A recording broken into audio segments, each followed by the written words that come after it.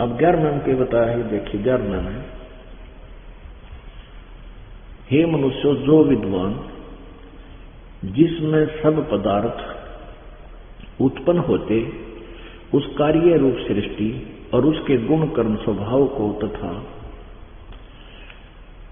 जिसमें पदार्थ नष्ट होते उस कारण रूप जगत और उसके गुण कर्म स्वभाव को एक साथ दोनों उन कार्यों और कारण स्वरूप को जानता है, वह विद्वान नित्य स्वरूप जाने हुए कारण के साथ शरीर छूटने के दुख से पार होकर शरीर इंद्रिय कर्म अंतःकरण इंद्रिय आदि अंतःकरण रूप उत्पन्न हुई कार्य रूप करने वाली सृष्टि के साथ मोक्ष को प्राप्त होता है। इसका सीधा सा अर्थ है, जो यथार्थ ज्ञान को समझ लेता है, जो तत्वदर्शी संतों के द्वारा बताए गए यथार्थ ज्ञान को समझ लेता है, वो मोक्ष प्राप्त करता है। आगे देखो 12वें 13वें में कहा है कि जिसने 4 अक्षर सीख लिए, किसी भाषा विशेष को जान लिया, जिसको विद्या होगी, अक्षर ज्ञान हो गया, उसने विद्वान कह देते हैं। और जिसने वो अक्षर ज्ञान नहीं है, उसको अविद्वान कहते हैं। कहते हैं विद्वान और अविद्वान की परिभाषा भी वो तत्वदर्शी संत बताओगे, उन तो सुनो। ये देखिएगा, वही 40वें अध्याय का 12वां मंत्र है, यजुर्वेद अध्याय नंबर 40 मंत्र नंबर 12। जो मनुष्य अविद्याम अनित्य में नित्य, अशुद्ध में शुद्ध, यही तड़ंगा इसने करना ही था। दुख में दुख, दुख में सुख, अनात्मा में शरीराधि में आत्म बुद्धि, अविद्या उसकी अर्थात इसका कोई अर्थ बने है, गुण रहित कारण रूप परमेश्वर से भिन्न जड़ वस्तु की उपासना कर। इसका अर्थ ये बनता है कि कोई तो जिसने ज्ञान नहीं उसको अविद्या कह देते हैं, जिन अक्षर ज्ञान है उसको विद्वान कहते हैं। अंधतम दृष्टि के रोकने वाले अंधकार को प्राप्त होते हैं। जो अपने आत्मा को पंडित मानने वाले विद्याम शब्द अर्थ इनके शब्द के जानने वाले मात्र अवैधिक आचरण में रता समन करते हैं, वह वो भी उससे अधिक अज्ञान रूपी अंधकार में प्रवेश हो जाते हैं। इसका अर्थ कोई और है, ये दास आपको बताएगा। इसका अर्थ ये बनता है कि जो यथार्थ ज्ञान से अपरिचित हैं, वो अविद्या के कारण, चाहे उनको अक्षर ज्ञान भी है, अक्षर ज्ञान होते हुए भी वो परमात्मा प्राप्ति नहीं कर सकता, वो नरक में ही जाता है, वो अपना जीवन व्यर्थ करता। अब 13वें में कमाल किया है, ये 13वें में देखना है, ये 40वें का 13वां। इसमें लिखा है कि हे मनुष्यों, जो विद्वान लोग हमारे लिए विचक्षरे, हमारे लिए विचक्षरे माने व्याख्यान पूर्वक कहते हैं, क्या बताते हैं, विद्याया पूर्वोक्त विद्या का अन्य ही कार्य व फल आहु माने कहते हैं। अविद्याया पूर्व मंत्र के प्रतिपादन से की विद्या का अत्यंत अन्य फल आहु कहते हैं। इस प्रकार उन धीराणाम आत्मज्ञानी विद्वानों से, यानी तत्व ज्ञानी विद्वानों से, तत्व ज्ञानियों से उस वचन को हम लोग सुनते थे, ऐसा जानो।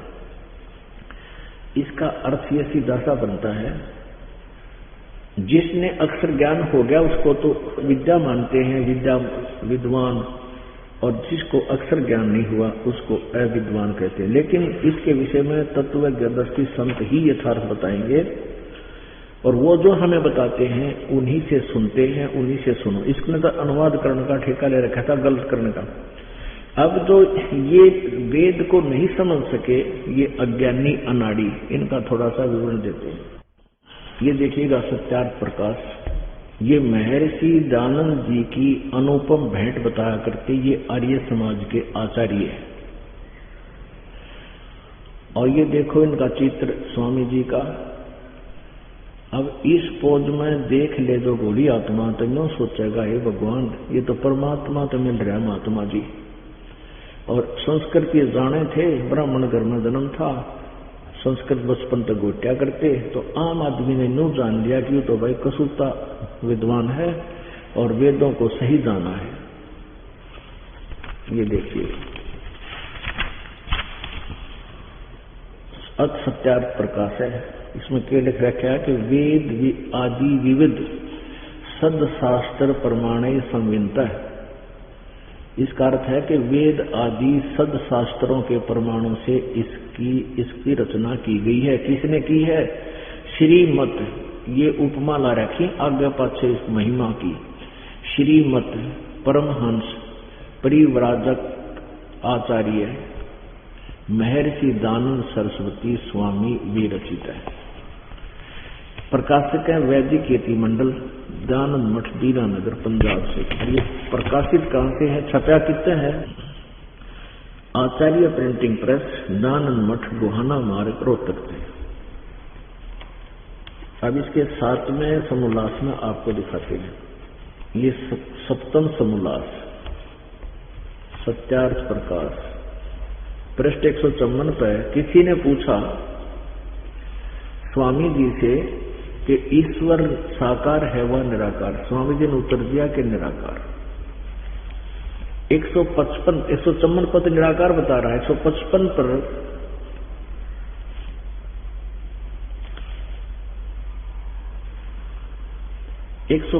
पर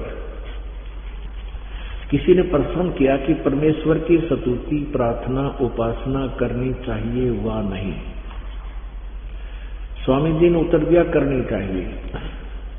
प्रश्न, क्या स्तुति आदि करने से ईश्वर अपना नियम छोड़ स्तुति प्रार्थना करने वाले का पाप छुड़वा देगा? यानी साधना करने से क्या पाप नाश हो जाएंगे? स्वामी जी ने उत्तर दिया नहीं। प्रश्न करने वाले ने कहा, फिर स्तुति प्रार्थना किस लिए करेंगे जब पाप नहीं कटे? पाप कटे अपना दुख दूर हो नहीं, तो भगवान की भक्ति से तो संकट निवारण होगा ही नहीं, तो उपासना की आवश्यकता क्या? उत्तर स्वामी जी देते हैं, उनके करने का फल अन्य ही है, और फल है। प्रश्नकर्ता कहता है वो क्या है? फिर स्वामी जी उत्तर देते हैं कि स्तुति से ईश्वर में प्रीति, उसके गुण कर्म स्वभाव से अपने गुण कर्म स्वभाव का सुधरना, प्रार्थना से निरअभिमानता, उत्साह और सहाय का मिलना। अब उपासना से परब्रह्म से मेल और उसका साक्षात्कार होना। अब पुण्यात्मा विचार करो, किसी ने वेद का बहुत लंबा चौड़ा बोर्ड ला रखा हो और अच्छी डिग्री लिख रखी है, और उससे कोई पूछता है कि हे वैद्य जी, औषधि खानी चाहिए या नहीं? वो कहता खानी चाहिए। क्या औषधि रोग काट देंगी? और वो नकली वैद्य ये कहे कि औषधि से रोग नहीं कटेगा,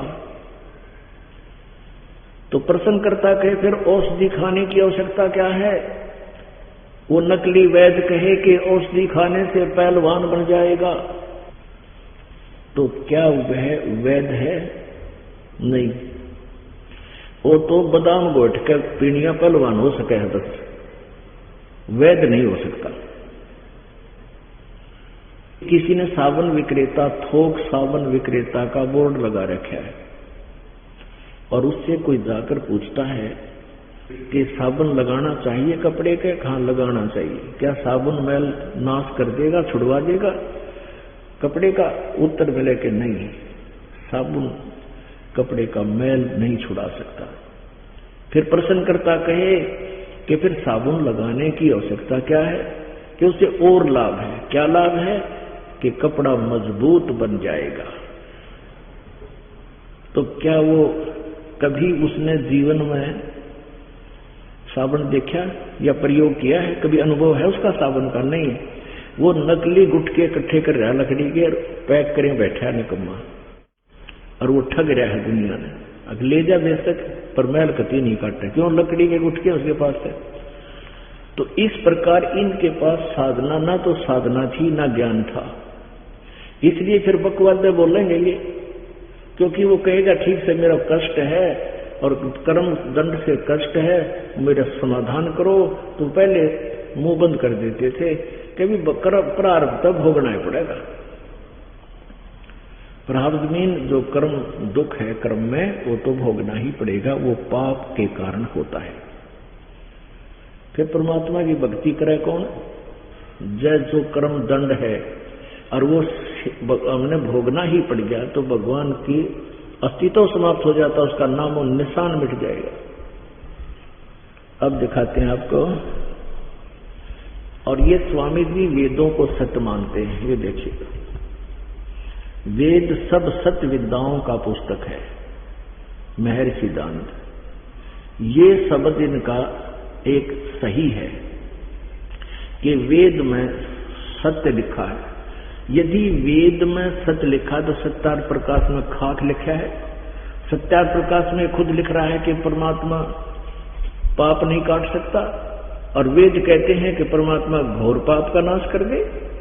तो वेद सत्य है तो सत्यार प्रकाश क्या है? ये बिल्कुल झूठा प्रकाश है, इसके अंदर टोटली झूठ लिखा हुआ है, या बकवाद लिख रखी है, दूसरों की अर्थहीन आलोचनाएं की हुई है।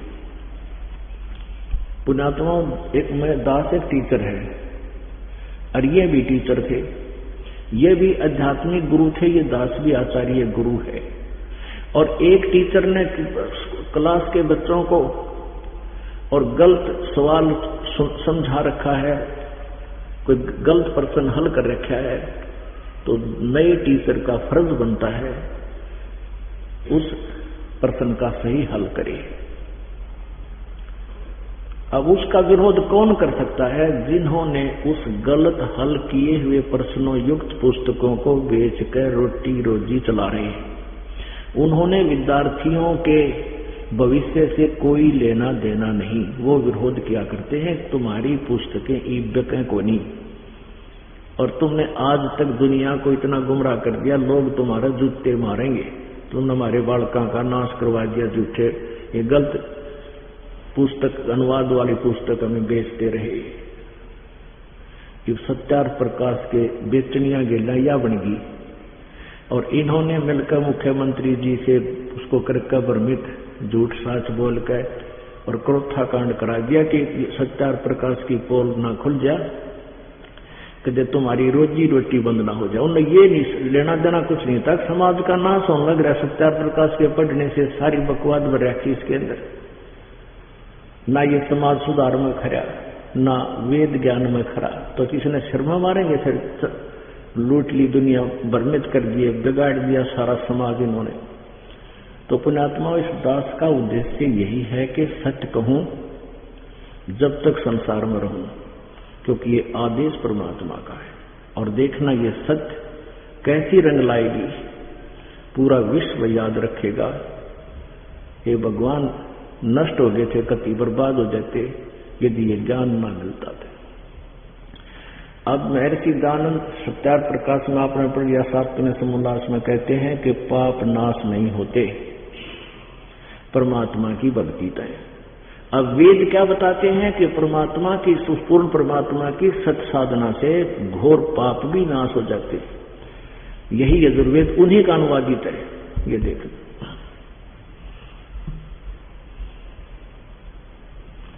यजुर्वेद ये कहां से प्रकाशित है?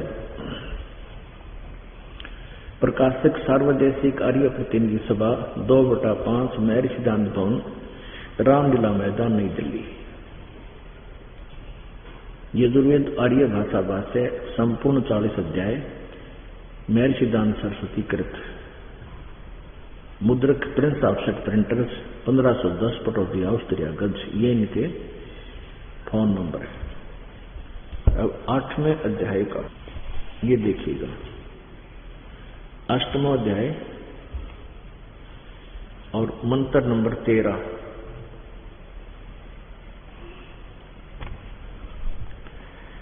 इसमें लिखा है कि देव कर्तस्य ऐनस्य अवजनम असी, मनुष्य कर्तस्य ऐनस्य अवजनम असी, पितर कर्तस्य ऐनस्य अवजनम असी, आत्म कर्तस्य ऐनस्य अवजनम असी। ऐनस्य एनस्य अनुस्य अवजनमसी।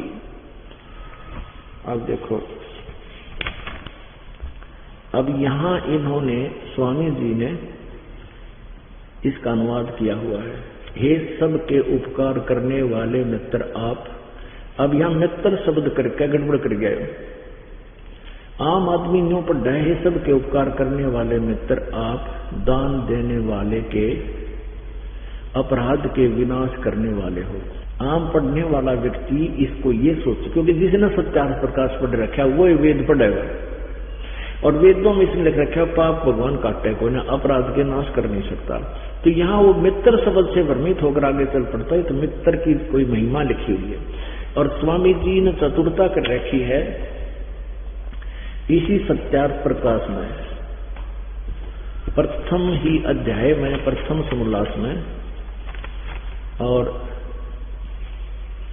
18 पृष्ठ पे क्या लिखा है देखिएगा। ये सत्यार्थ प्रकाश 18 पृष्ठ, ये प्रथम समोल्लास। इसमें लिखा है कि जो सबसे स्नेह करे, सबको प्रीति करने योग्य है, वह परमेश्वर सबका सच्चा मित्र है। इससे परमेश्वर का नाम मित्र है। तो इसे सिद्ध हो गया कि ये परमेश्वर के लिए ही बोला है मित्र शब्द, यहाँ इसने परमेश्वर ही मानकर लिखा है। इसका कारण क्या है कि पहले सन 2004 में 5 में इन आर्य समाज के इन आचार्यों के साथ हमारा एक ऐसे विचारों का मतभेद होने के कारण विवाद शुरू हुआ था, और हम अपने आश्रम से समाचार पत्रों में विज्ञापन के माध्यम से ये लिखा करते थे कि स्वामी जी ये कह रहे हैं 7वें समोल्लास में, और वेद ये बता रहे हैं। हम फोटो कॉपी भी लगाते थे। तो ये आचार्य लोग दुनिया को गुमराह करते हुए समाचार पत्र में निकलवाते थे एक लेजन, छोटी सी खबर कि रामपाल तो संस्कृत नहीं जानता, इसने कौन सी शास्त्री कर रखी है और ये गलत अर्थ लगा रहा है, ये इसको वेदों का क्या पता। कि वहां पर 8वें अध्याय के 13वें श्लोक में तो मित्र के बारे में लिखा है, भगवान के बारे में नहीं लिखा। तो इन्होंने बट्ठा बिठा रखा था।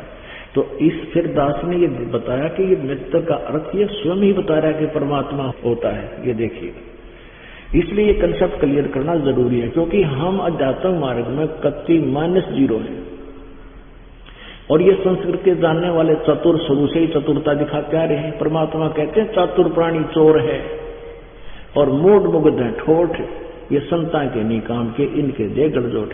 अब इतना विश्लेषण करने के बाद भी, इतना रूबरू कराने के बाद भी जो इस दास की बातों को नहीं मानता, तो उन चोरों की बातों को मानता, चातुरों की, तो कहते वो तो मूड है, वही मरण दे उनके पास, हमने उनकी जरूरत भी को ना। चातुर प्राणी चोर हैं, ये मूड मुग्ध है ठोठ, संतों के निकाम की, इनको दे गड़जोट। इनके कहते उड़े रस्से का रस्सा बांधे, कजगा धके खाएगा और न बिना से दे। ये देखिएगा, यजुर्वेद भाषा 8वें अध्याय का 13वां श्लोक, ये आपको पढ़कर सुनाएंगे। ये 8वां अध्याय और ये 13वां मंत्र है। ये 13वां मंत्र यहां से प्रारंभ, महर्षि दानंद का ये अनुवादित है। ये हे सबके उपकार करने वाले मित्र आप, दान देने वाले के, एनस से माने अपराध, अपराध माने पाप, एनस से कहो चाहे पाप कहो, एनस से संस्कृत देखेंगे हम। एनस से माने खुद लिखा पाप, पाप को चाहे अपराध कहो, अधर्म कहो, एनस से माने अपराध के। दान, हे मित्र, सबके उपकार करने वाले परमेश्वर आप, मित्र को हम परमेश्वर बोल रहे हैं, दान देने वाले के, पाप के, अपराध कहो, पाप कहो, पाप के नाश, विनाश करने वाले हो, मनुष्य कर्तव्य, साधारण मनुष्यों के किए हुए, एन से माने पाप के, अपराध के विनाश करने वाले हो। पितर कर्तव्य, पिता के किए हुए, एन से माने पाप के, विरोधासन नहीं, पाप के, अपराध के, यानी भक्ति से पिता करे थे, आप करे थे, कोई साधु संत करे, सबके पाप को नाश करने वाले हो, अच्छी प्रकार करने वाले हो, नाश करने वाले हो। और आत्म कर्तव्य से अपने किए हुए, एन से माने पाप के, अवैधनम माने नाश करने वाले हो, विनाश करने वाले हो। अवैधनम माने विनाश करने वाले हो। अवैधनम माने दूर करने वाले, विनाश करने वाले, छुड़वाने वाले हो। एनस अनस, अधर्म के अधर्म यानी अपराध के अपराध, घोर पाप के भी आप नाश करने हारे हो। अवैधनम माने नाश करने हारे। जानता हुआ मैं और जो कुछ भी अधर्म आचरण किया करता हूं वह करूं। अनजानपने में जो करूं, मैं जो कुछ भी किया करता हूं वह करूं। सबके ऐसे माने अपराध के, उन सब पापों के आप दूर करने वाले हो। अवैधन माने नाश करने वाले हैं। निरंजन धन तेरा दरबार, निरंजन धन तेरा दरबार, जहाँ पर तनिक न न्याय विचार, जहाँ पर तनिक न न्याय विचार। भाई वैसा उड है मुल मुल खासा, गढ़ मोतियों के आर। वैसा उड है मुल मुल खासा, गल मोतियों के आर। पतिव्रता को मिले न खादी वो सूखा निरस आहार। निरंजन धन तेरा दरबार, निरंजन धन तेरा दरबार, जहाँ पर तनिक न न्याय विचार, जहाँ पर तनिक न न्याय विचार। पाखंडी की पूजा जग में संत को कहे लबाड़े। पाखंडी की पूजा जग में संत को कहे लबाड़े। इस अज्ञानी को परम विवेकी, ज्ञानी को मूड गवार। निरंजन धन तेरा दरबार, निरंजन धन तेरा दरबार, जहाँ पर तनिक न न्याय विचार। कहे कबीर सुनो भाई साधो, या सब उल्टा व्यवहार। कहे कबीर सुनो भाई साधो, या सब उल्टा व्यवहार। सच्चों को तो ये झूठा बतावे, इन झूठों का एतबार। निरंजन धन तेरा दरबार, निरंजन धन तेरा दरबार, जहाँ पर तनिक न न्याय विचार। कहे कबीर सुनो भाई साधो, या सब उल्टा व्यवहार। कहे कबीर सुनो भाई साधो, या सब उल्टा व्यवहार। सच्चे को तो ये झूठा बतावे, इन झूठों का एतबार। निरंजन धन तेरा दरबार, निरंजन। जब परमात्मा कबीर परमेश्वर जी को ये अज्ञानी ब्राह्मण अपनात्मा, देवी पुराण में ये लिखा है छठे स्कंद में 414 पृष्ठ पे कि कलयुग के जो ब्राह्मण हैं, जो सतयुग में राक्षस, सतयुग त्रेता द्वापर में जो राक्षस हुआ करते, उनके से ये भी आज के ब्राह्मण हैं। तो अन्य प्राणियों की कैसे तिथि होगी ये समझने की बात है। ब्राह्मण से अन्य जो वर्ग है, क्योंकि ब्राह्मण को सर्वश्रेष्ठ और दयावान, नेक नीति, नेक आचरण वाला व्यक्ति माना जाता था। ब्राह्मण मीन गुरु, आचार्य। और जब वो एक राक्षस हो गए तो आम आदमी फिर उनका अनुसरण हिकायत तो करना है। तो कबीर परमेश्वर के साथ इन जालिमों ने के जुल्म कराए थे। परमात्मा यही वचन सुनाया करते थे जो दास आज आप जी के रूबरू कर रहा है। परमेश्वर कबीर जी की 600 वर्ष पहले सुनाई गई वो अमृतवाणी, जो सभी सदग्रंथों से मेल खाती है। परमात्मा क्या कहा करते थे? जब ही सतनाम हृदय दयो, भयो पाप को नाश। जैसे चिंगारी अग्नि की, वही पड़े पुराने घासे।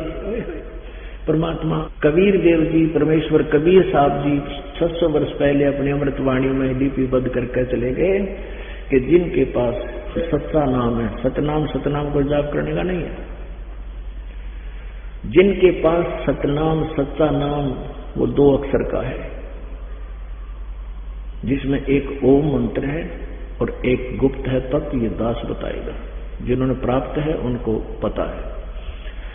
जब ही सतनाम हृदय धरो और भयो पाप का नाश, और जैसे चिंगारी अग्नि की पड़े पुराने घास, चाहे 1,00,000 टन घास पड़ा हो सूखा, और उसके अंदर एक माचिस की तिल्ली ला दे इसके चसा के जला के, वो सारे को फूक के राख कर देगी और चलेगी तेज हवा, उसको इधर उधर फेंक कर कति क्लियर ग्राउंड कर देगी। तो परमात्मा बताया करते थे कि भाई इस सत्य नाम से सब पाप नाश हो जाते हैं। ये विरोध किया करते थे अनाड़ी अज्ञानी के कर्म का लिखा तो भोगना ही पड़ता है।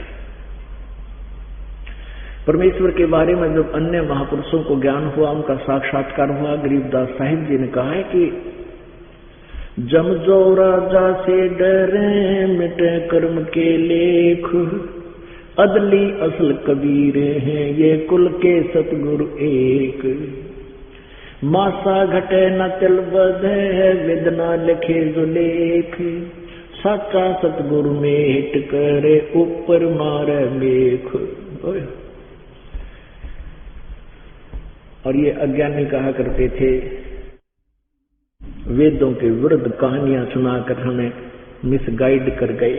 यह बात एक सोचने की है कि जो व्यक्ति 154 पृष्ठ पर लिख रहा है परमात्मा निराकार है, 155 पर स्वयं लिख रहा है कि परमात्मा की उपासना से परब्रह्म से मेल उसका साक्षात्कार हो जाता है। अब निराकार का साक्षात्कार खाक होगा, उसका सिर होगा को पूछनिया बनते हैं, क्योंकि हमारी बुद्धि इन्होंने मलिन कर दी थी। हम इनको विद्वान मान अपनी सोच को समाप्त करके एक तरफ रख देते थे, अपनी बुद्धि को निकाल दिया करते। गुरु जी जो कह रहे हैं वो सत्य है, और विद्यार्थी का कर्तव्य भी ऐसा ही है। इन्होंने हमारे डिवोशन का मिसयूज किया और जिसका कितना भयंकर परिणाम हो गया कि हम नास्तिकता की ओर बढ़ रहे हैं, भगवान से दूर होकर के बुराइयां में लगे। अब इस बात से विशेष प्रमाण है कि ये व्यक्ति वेदों को सच्चा बतावर अनुवाद कर रहा, अनुवाद में ठीक लिख रहा, क्योंकि अनुवाद तो वो तो वेद इसके नहीं लिखे हुए, वेद तो वेद व्यास ने लिखे थे, इसने तो अनुवाद किया है। तो ये भांग पिया करता, भांग के नशे में इसने ये नहीं मालूम तू पहले पृष्ठ पर क्या लिखा और दूसरे पर तू क्या लिख रहा है, और वेद में क्या लिखा तो सत्ता प्रकाश में क्या बकवाद भर रहा है। ये भांग पिया करता, ये ओक्का भी पाड़ा करता, ओक्का भी पीता था, ये चाय भी पीता था, ये तम्बाकू सूंघा करता, तम्बाकू खाता था, यानी सारे व्यसन जो ना करण के वो यूं करा करता। कौन? महर्षि दयानंद। और इसका चीत ला रखी बोला समाज सुधारक था, ये तो समाज का नाशक था। और यही कारण है कि दास बुरा बन रहा है, क्योंकि इनकी खाल उतारे बिना पता नहीं लग गई हो के सांग है। एक बार ना एक कुमार ने एक गद कोई शेर की खाल पाएगी पड़ी की तरह, उसको साफ सूफ करके और अपने गधे पर डाल दी, और वो गधे ने छोड़ दे रात में खेतों में, और गधा अपने खूब बढ़िया फसल खावे और हो गया खच्चर कती मोटा तगड़ा। अब हमारे रखवाले खेतों में किसान रहते थे, वो देखे बस शेर आ गया, चांदनी रात में शेर आ गया, वो बेचारे भाग कर घर न आ जाओ, शेर आ गया, शेर आ गया, वो छक्के और वापस चला गया। ऐसे चर्चा चलते चलते एक दूसरे गांव, पहले से गांव में एक का कुमार होया करता, दूसरे गांव के कुमार के पास बात पहुंच गई, अब उस गांव में शेर आवे है, सारी फसल खा गया। अब कुमार ने सोची बस शेर घास भूसा ना खाया करे या कोई और बकवाद पाओगे। वो आया गांव में, उसने पेड़ देखी, गधे की पेड़ थी। वो गांव वाला ने कहा कि भाई वो शेर को ना, गांव वाले नहीं मान रत्न ना दे रहा भाई, खा जाएगा कतो। वो कहने लगा भाई तुम मेरे साथ चलो, इसका फैसला कराएंगे। अब चलते, वो अपने एक दो गधे ले आया अपने गांव में के, और खेता में जहां वो छोड़ता था जिस क्षेत्र में, पेड़ों पर चिढ़ कर बैठ गया रखवाड़े थे, जो बोला भाई हम ना उतरा तो अब कुम्हार ने वो गधे छोड़ दिए। अब थोड़ी सी देर में वो गधा ने सुर मिला, वो बोलना कर हु। तो वो जिस पर वो गधा छोड़ रखा था शेर की खाल डाल के, उसने भी सुर मिला, फिर हु करता हुआ उनके पास आ गया, चौंच करता हुआ, और वो खाल खूल पटक के डांक ठोकता आया होता है। वह खाल उतरेगी इसके नीचे। तब उसको मारने का यू खड़ा था शेर भाई, यू गधा था। परमात्मा कहते हैं खरना होवे के हरी कब हो, सिंह की खाल उड़ाए। गधे पर जब शेर की खाल उड़ा दो, गधा शेर नहीं बन सकता। तो वह खाल उतरे पाछुट गिरा पटेगा, शेर से गधा। और फिर बोली तो गिरा पटे शेर की गधे की बोली। यानी इन संतों की, कबीर जी की जो वाणी है, इस वाणी तो पता चलेगा कौन भगवान और कौन विद्वान है। ये भांग पिया करता, ये और दिखाऊंगा एक बार, क्योंकि ये दिखाए बिना इन तो मन हटता है कोई ना। और जब तक इनसे मन नहीं हट लेगा, इतने एक जगह हम टिक नहीं सकते। जैसे गीता जी अध्याय नंबर 2 के श्लोक नंबर 53 में कहा कि अर्जुन, जिस समय तेरी बुद्धि भिन्न भिन्न प्रकार के भ्रमित करने वाले वचनों से हटकर एक परमात्म तत्व में स्थिर हो जाएगी, तब तक तू योग को प्राप्त होगा। यानी तब तक तुझे भक्ति मिलेगी, यानी नाम मिलेगा। जब तक तू भगत बनेगा, योगी बनेगा, यानी स्टार्ट होगी तेरी भक्ति तब तक। तो इसलिए दास प्रयत्न करता है कि इन सब नकलियों की जो ना खाल उतार कर आपके सामने रख दूं, तुम पहचान लो भाई यू शेर सैकोर के में। तो बोली से भी पता लगता है शेर की बोली न्यारी होती है। तो ये यथार्थ ज्ञान जो है शेर की बोली है। परमात्मा और सदग्रंथों का जो ज्ञान कबीर द्वारा बोला गया ज्ञान, ये तो शेर की वाणी है। और बाकी जो उनसे नहीं मिलती वो तो नकली सांग है, कति झूठा है। ये देखिएगा आत्मकथा मेरे सिद्धांत की। अब देखो इस महापुरुष के बारे में पता नहीं क्यों, और वेद तो इसका ब्याह रखे थे, वेद का हाथ में रखा करता था, इस तरह का नाम हो रहे हैं दानंद सरस्वती। यहाँ देखो आत्मकथा अपने आप लिखी ना, अपने हाथ में दानंद सरस्वती। प्रकाशक कौन? वैदिक पुस्तकालय, दानंद आश्रम, केसरगंज, अजमेर, राजस्थान से छपी है। ये है प्रश्न नंबर 22,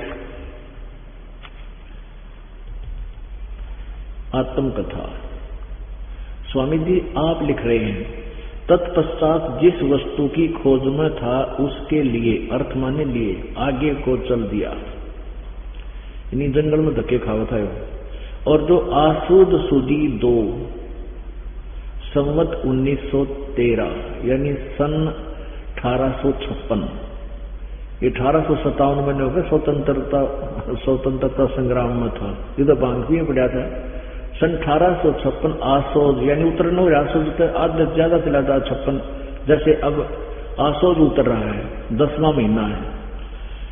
तो सन आसोद सुदी 2 उतरते आसोज की दूज 1953 सन 1856 को दुर्गा कुंड के मंदिर पर जो चंडालगढ़ में है पहुंचा, वहां 10 दिन व्यतीत किए।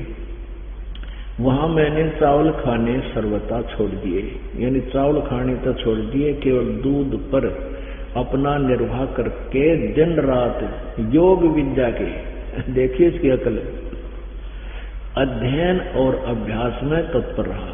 फिर कहे दुर्भाग्यवश वहां मुझे बड़ा दोष लग गया, अर्थात भांग पीने का स्वभाव हो गया। सो कई बार उसके प्रभाव से मैं सर्वथा बेसुद्ध हो जाया करता। अब इसकी अकल देखो, नौकमन चावल का खाने छोड़ दिए, भांग पीने लग गया, और मैं योग अभ्यास में, अध्ययन और योग विद्या में तत्पर। पी का भांग पड़ जाने ला के कड़कित है, आँख खुलना 2 घंटे में, 6 में, 8 में, 10 में, तो और न सोचो भाई महाराज जी तो कसूती दान ला रहे हैं, ये ला के भींग भांग काठ उठा और कड़ ला के बैठ जा समाधि लाए। तो चाहे माखन लड़ो चाहे माखी, क्योंकि उसमें इसको पता ही नहीं, आत्मा हलना कोई नहीं। अब इनके अनुयायी ने कहे कि भाई बाद में छोड़ दी थी इसने। अरे सन 1875 में इसने सत्यार्थ प्रकाश लिखा और सन 1883 में इसकी टिकट कट गई, यूं मर गया 8 साल बाद। ये देखो, ये सन 1883 में इनकी मृत्यु होगी। जन्म हुआ था संवत 1940 में, यानी संवत 1881 में तो इनका जन्म हुआ था। इसके अकॉर्डिंग सन बनता है सन 1824 में इनका जन्म हुआ और मृत्यु होगी 1940 विक्रमी संवत और सन 1883 में। 9 साल पाछा ये मर गया। और वेदों का अनुवाद इसने सन 1881 में 80-81 में किया, यानी कति लास्ट में। अब ये कहते हैं कि इन्होंने भांग पीनी छोड़ दी थी। अरे तो साधना काल में पीवा था, जैसे आज आप जी साधक हैं, भक्ति करेंगे और आपको मना किया गया है कि बीड़ी शराब मांस तंबाकू भांग का भी प्रयोग नहीं करना है, और आप जी इस साधना काल में भी प्रयोग कर रहे हो और फिर मृत्यान छोड़ दो, आपको छूट जाएगी। क्यों रोटियां छूट जाए मृत्यु समय तो दुरुक्ति होगा मरा करे ऐसा इंसान। और वह इसकी हुई बहुत बुरी तरह। इन्हीं के जीवन चरित्र में लिखा है, अंत समय में इसके सारे शरीर पर छाले, मुंह पर छाले, कति बुरा हाल हो गया। जो दवाई खाओ वह रिएक्शन, इसका नमूनिया बिगड़ गया था और जो भी दवाई दे वह उल्टी पड़े, सारा बुरा हाल हो गया। लगभग 30 दिन तक बुरा हाल, सारे शरीर में छाले पड़ गए, तड़फ तड़फ कर मां टट्टी पेशाब निकल के तब इसकी मृत्यु हुई थी। तो ऐसे ही होता है जो, क्योंकि जब तक हम युवा हैं हम बकवाद करने में लगे रहते हैं और जब आता है एंड इस जीवन का, इस कहानी का, फिर रोते हैं, फिर के बने। वो तो अच्छे दिन पाछे गए, गुरु से किया ना हेत, अब पछतावा के करे चिड़िया चुगी थे। यदि इसने भांग पीनी छोड़ भी दी होती तो सत्यार्थ प्रकाश में यह नहीं लगता कि सूर्य पर पृथ्वी की तरह सारे साजबाज मनुष्य भी हैं, वहां पर बाग बगीचे भी हैं, इन वेदों को वहां भी पढ़ा जाता है। अब देखिए वही सत्यार्थ प्रकाश, थोड़ी सी झलक आपको और दिखाएंगे। ये वही सत्यार्थ प्रकाश है, महर्षि दानव सरस्वती विरचित। ये कहां से प्रकाशित है? ये प्रकाशक है वैदिक यति मंडल, दानंद मठ, दीनानगर, पंजाब। फोन नंबर इतना इनका है। और स्वामी ओमानंद सरस्वती के सहयोग से प्रचारक लागत से भी कम 25 मूल्य 25 रुपए। मुद्रक है आचार्य प्रिंटिंग प्रेस, दानंद मठ, गोहना मार्ग, रोहतक से। अब देखियो 8वें समोल्लास के लास्ट में 197 पृष्ठ पर ये 8वां समोल्लास पृष्ठ नंबर 97 पर प्रश्न किया किसी ने कि सूर्य, चंद्र, तारे और तारे क्या वस्तु हैं और उनमें मनुष्य आदि सृष्टि है वा नहीं? उत्तर स्वामी जी का, ये सब भूगोल लोक और इनमें मनुष्य आदि प्रजा भी रहती है। सूर्य और चांद पर, चांद पर मान लेंगे हम, चलो यू कहेगा पहले रहा करते, यू तो 125 वर्ष पहले था जब तक ना थे। अब सूर्य पद कभी हो सकते ना हुए। सूर्य, चंद्र और तारे क्या वस्तु हैं, इनमें मनुष्य आदि सृष्टि है वा नहीं? उत्तर, ये सब भूगोल लोक और इनमें मनुष्य आदि प्रजा भी रहती है। मनुष्य भी रहे हृदय सूर्य पर और अन्य पर आदि माने और पशु पक्षी भी। पृथ्वी, जल, अग्नि, वायु, आकाश और नक्षत्र और सूर्य, इनका वसु नाम इसलिए है कि इन्हीं में सब पदार्थ और प्रजा वस्ती है और ये ही सबको वसाते हैं। जिसलिए वास के निवास के घर हैं, इसलिए इनका नाम वसु है। ये रहने के घर हैं, लोग है, इसलिए ये वसु हैं। जब पृथ्वी के समान सूर्य, चंद्र, नक्षत्र वसु हैं, पश्चात उनमें इस प्रकार प्रजा के होने में क्या संदेह है। यानी सूर्य जब पृथ्वी की तरह वसु है तो इसमें भी मनुष्य रहते हैं, और जैसे परमेश्वर का ये छोटा सा लोक पृथ्वी मनुष्य आदि सृष्टि से भरा पड़ा है, तो क्या ये सब लोग शून्य होंगे? कहते हैं क्या ये सूर्य खाली होगा? परमेश्वर का कोई भी काम निष्प्रयोजन नहीं होता।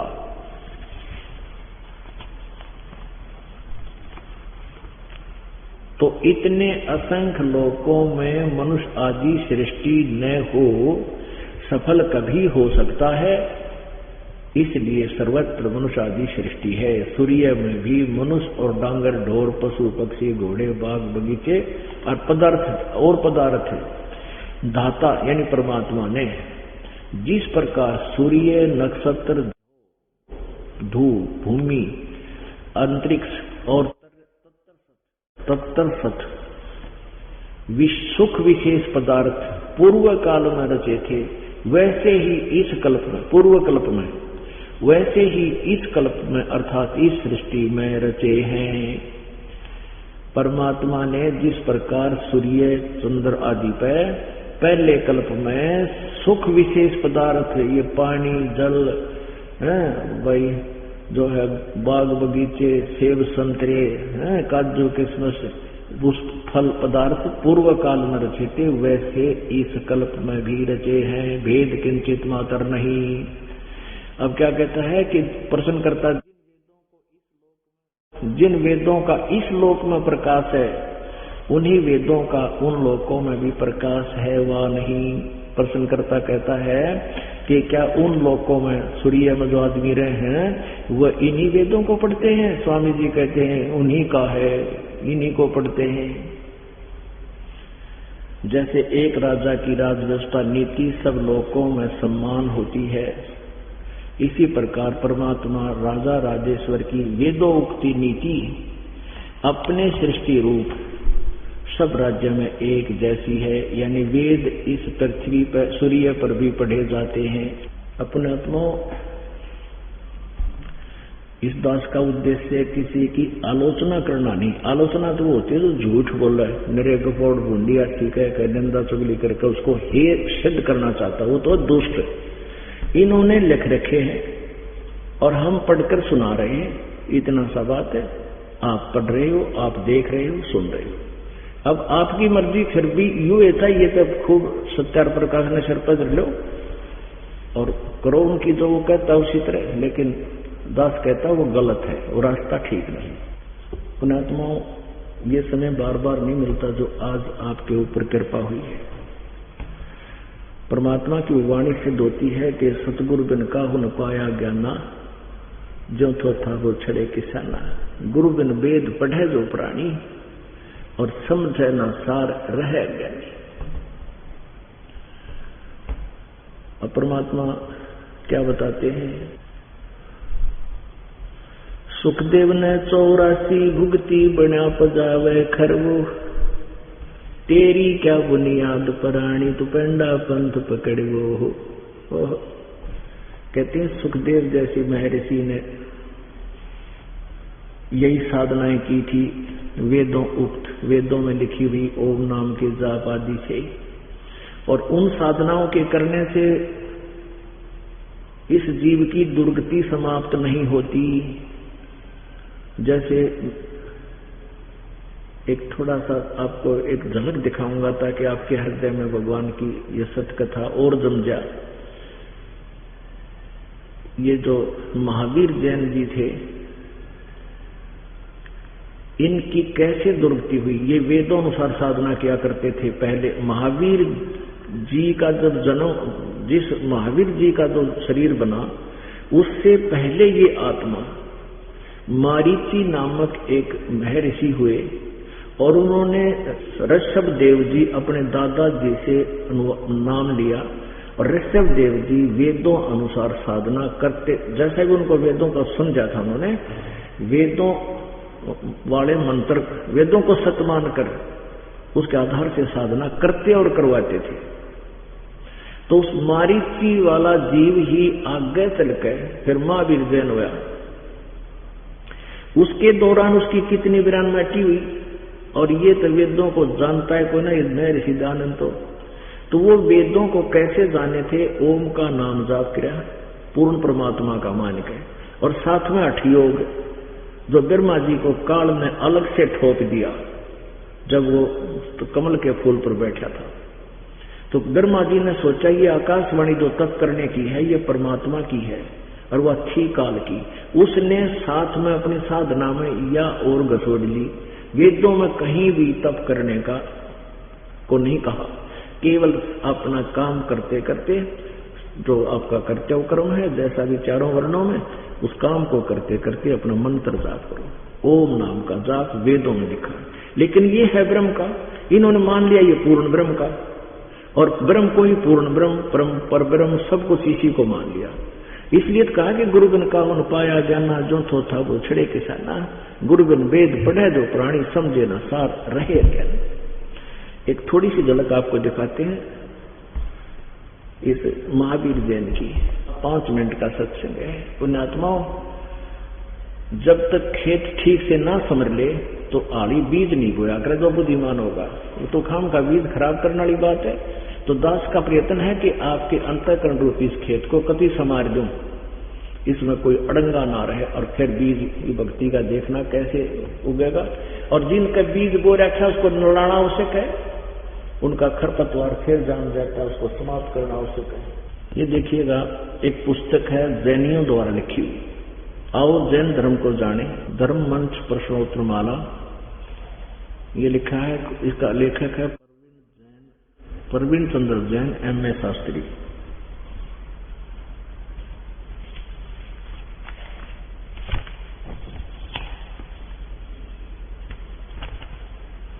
आओ जैन धर्म को जाने, ये नाम है इस पुस्तक का।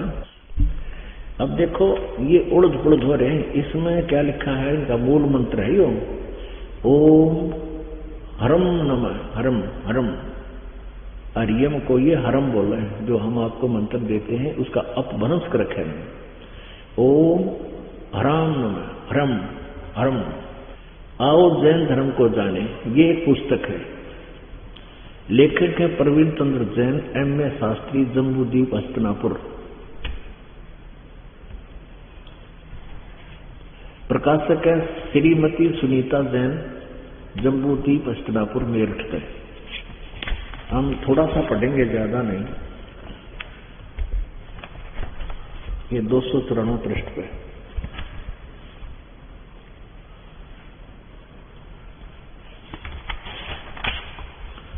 विशेष प्रकरण, ये 293 पृष्ठ पे। प्रश्न है, श्री महावीर भगवान के अन्य कौन कौन से नाम हैं? उत्तर, अन्य 5 नाम हैं: वीर, अतिवीर, सन्मति, महावीर एवं वर्धमान। यहां देखिएगा 294। श्री महावीर भगवान के जीवन का कथन कहां से प्रारंभ होता है? पुरुवा नामक भील की पर्याय से। पुरुवा भील कौन था? उसने क्या किया? पुष्कलावती देश की पुंडरीकीनी नगरी में वह भीलों का राजा था। उसने सागर सेन मुनिराज से मद मास मधु को त्याग व्रत दिया था, जिसे जीवन पर्यंत पालन किया। श्री महावीर भगवान का जीव पूर्वा भील की प्रयास से कहा गया। पहले स्वधर्म स्वर्ग में 1 सागर की आयु वाला देव हुआ। फिर वहां से स्वर्ग से कहा गया भरत चक्रवर्ती की रानी ऋषभ देव के पुत्र भरत की पत्नी के गर्भ से, यानी ऋषभ देव का पोता रूप में प्रकट हुआ। चक्रवर्ती रानी, भरत चक्रवर्ती की रानी अनंतमती से मारीची नामक ज्येष्ठ पुत्र हुआ। फिर ब्रह्म स्वर्ग में देव हुआ। फिर स्वर्ग से कहा आया, फिर अयोध्या नगरी में कपिल ब्राह्मण की काली क्षत्रिय जटिल नामक पुत्र हुआ। अब ज्यादा ना पढ़ के हम यहाँ सुनाएंगे। और स्वर्ग में गया फलान का नगोद, इस इतर नगोद में एक सागर की आयु वाला नगोदिया जीव है। निगोद से निकलकर श्री महावीर भगवान का जीव कहाँ गया? अनेक भाव धारण किए दो इस प्रकार है। 1000 आंख वर्ष के जीवन, 80,000 सीप के भाव, 20,000 नीम वृक्ष के भाव, 90,000 बार केल यानी केले के वृक्ष के भाव, और 3,000 बार चंदन वृक्ष के भाव, और 5 करोड़ बार कनेर वृक्ष के शरीर, 60,000 बार वैश्या के शरीर, 5 करोड़ बार शिकारी के भाव, 5 करोड़ बार शिकारी, 20 करोड़ बार हाथी, और 60 करोड़ बार गधा। और तेरा गजब हुई हो, 60 करोड़ बार गधे के जीवन और 30 करोड़ बार कुत्ते के जीवन है। वो तेरा गजब, और 60 करोड़ बार नपुंसक के भाव, 20 करोड़ बार स्त्री के भाव, 90 लाख बार धोबी के भाव, 8 करोड़ बार घोड़े के भाव, और 20 करोड़ बार बिल्ली के शरीर, और 60 लाख बार गर्भपात से मरण, और केवल 30 लाख बार देव पर्याय को प्राप्त हुआ। अब पुण्यात्माओं यो 80 लाख बार तक देवता बने। परमात्मा ने कल अपनी वाणी बताया था, भगवान की वाणी महेशदास ने, कि ये अरहट का कुआ लोई या गढ़बंदा है सब कोई, कीड़ी कुंदर और अवतारा, हरहट डोर बंधे कई बारा। ये चतुर्भुजी भगवान कहावे, हरहट डोर बंधे सब आवे। ये कोटिक करता फिरता देखा, हरहट डोर कहूं सुन लेखा। जब तक आपको ये सत साधना, सत मंत्र, परम संत, पूर्ण परमात्मा का नुमाइंदा नहीं मिलेगा, तब तक आपकी यह दुर्गति सदा बनी रहेगी। अब देवता बन गया और फिर बन गया गधा, और वो भी 60 करोड़ बार, और 30 करोड़ बार कुत्ता। आग लगाई से देवता पद के कुत्ता तो एक जीवन बतेरा सारे दिन, कितना गोबर खावे, टट्टी खावे, कितना गंदा पानी पीवे, लठ खावे, टांग टूट जाए, कीड़े पड़ जाए, कोई संभाल दिया कोई ना। उससे आगे के बनाई हो, आगे देखो फिर नरक में गया। ये महावीर जैन का जीव इन साधनाओं को, ये तो जब तक है, जब तक इस महावीर से आगे जो महावीर बन के इसने जो काम किया, तो कति सीधे नरक में जान के कुछ बने को नहीं हो। 363 पाखंड पर चला दिए इस महावीर जैन ने, वेदों से भी कोसों दूर ले गया। आगे देखो 80 लाख बार देव पर्याय को प्राप्त हुआ, देवता बना। उपरोक्त शरीरों को, भावों को प्राप्त करने के बाद श्री महावीर भगवान ने किस पर्याय को प्राप्त किया? आगे सारा ना बताकर मैं बताऊंगा। ये देखो, त्रिपुर नारायण से श्री महावीर भगवान का जीव कहाँ गया? 7वें नरक में गया। फिर नरक में ठोकिया गया यो, या कसर रही थी। 7वें नरक से महावीर भगवान का जीव कहाँ गया? ये 295 पृष्ठ पर हम पढ़ रहे हैं। आओ जैन धर्म को जाने, इस पुस्तक का यो नाम है। फिर कहाँ गए? सिंहगिरी पर्वत पर सिंह हुआ, पुनः फिर प्रथम नरक में गया। अच्छा, फिर ये सारा कुछ हुआ कि यहाँ दिखाते हैं। पुष्पोत्तर विमान में देव हुआ, तदंतर नंद कहते जम्बू द्वीप के छतरपुर नगर में नंदी वर्धन राजा की वीरमती रानी से नंद नामक बेटा हुआ। नंद का जीव आगे किस पर्याय में गया? कहते हैं पुष्पोत्तर विमान में देव हुआ, उसके पश्चात वो आके 24वां तीर्थ कर महावीर भगवान होया। गधा बने पाछे ने महावीर भगवान होया, यो गधा और कुत्ता बन दिया, ये भगवान होया। अब यहाँ तक तो वो जीव महावीर जैन वाला ही जो मारीची के रूप में था, ऋषभ देव से साधन प्राप्त करके मंत्र, वो दुर्गति उसकी हुई। और आगे देखो भगवान महावीर ने क्या करा। श्री भगवान महावीर भगवान के जीव ने कितने पाखंड मत चलाए? उत्तर 363 पाखंड मत चलाए।